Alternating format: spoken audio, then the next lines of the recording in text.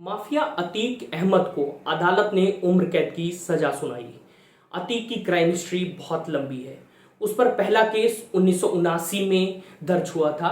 अब 44 साल बाद उसे पहली बार सजा हुई है। पहली सजा में ही उसे उम्र कैद मिली। उस पर करीब 101 मुकदमे दर्ज हैं। इनमें से करीब 50 कोर्ट में चल रहे हैं। ऐसे में सवाल उठता है कि सजा में इतना वक्त क्यों लगा? क्या हमारी जुडिशरी सही से काम नहीं कर रही है? क्या वजह है? हर कोई जानने के लिए बेताब है।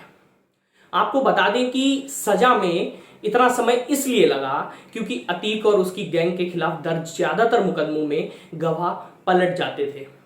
उसके खिलाफ दर्ज 14 मुकदमों में अब तक गवाह मुकर चुके हैं और 4 मुकदमे तो राज्य सरकार ने ही वापस ले लिए थे। अतीक के खिलाफ दर्ज 12 मुकदमों में ट्रायल नहीं हो पा रहा था। इसके अलावा एडीजी अभियोजन आशुतोष पांडे के मुताबिक माफिया अतीक अहमद पर 1996 से अब तक दर्ज मुकदमों में से 50 मुकदमे कोर्ट में विचाराधीन हैं।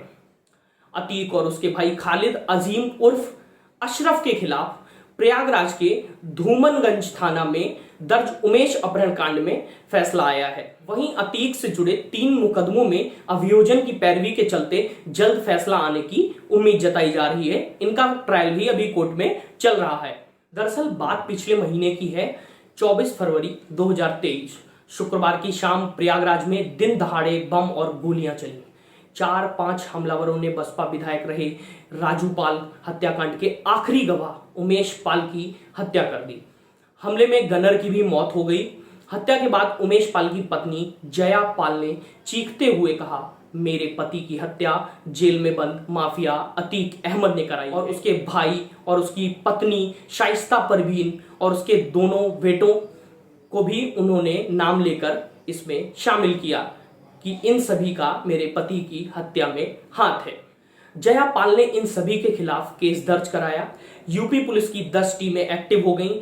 तत्काल प्रभाव से कार्रवाई करते हुए अतीक के 2 बेटों समेत कुल 9 लोगों को हिरासत में लिया गया। और उसका राजू पाल हत्याकांड से क्या कनेक्शन है और उमेश पाल को उसने क्यों मारा, को समझने के लिए हम समय में थोड़ा पीछे चलते हैं।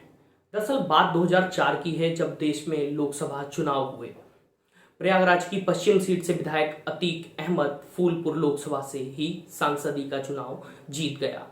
शहर की पश्चिमी विधायक की कुर्सी खाली हो गई। अब अतीक अपने छोटे भाई यानी अशरफ को वहां से विधायक बनाना चाहता था। उपचुनाव की तारीख आई तो अतीक के खास रहे दोस्त राजू पाल ने बसपा से टिकट ले लिया और विधायक की लड़ने का ऐलान कर दिया। अतीक का दुश्मन बन चुका था अब राजू पाल। अक्टूबर महीने में चुनाव का परिणाम आता है और राजू पाल ने अशरफ को हरा दिया और ये अतीक अहमद के लिए बहुत बड़ा झटका था। इसी जीत के साथ राजू पाल अतीक का सबसे बड़ा दुश्मन बन चुका था और विधायक बनने के 3 महीने बाद राजू पाल ने पूजा पाल से शादी कर ली।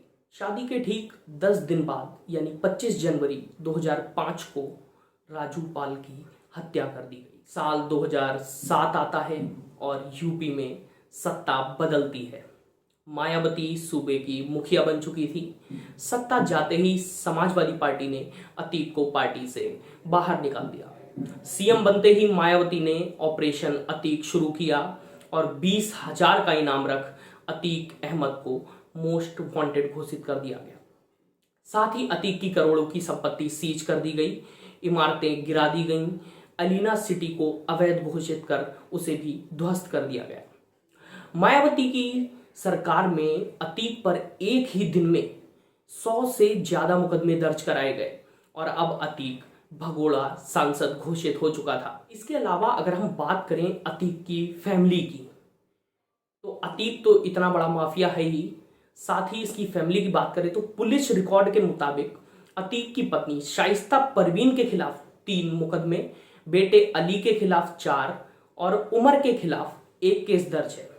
पत्नी के खिलाफ दर्ज तीनों केसों का ट्रायल स्पेशल सीजेएम कोर्ट में चल रहा है।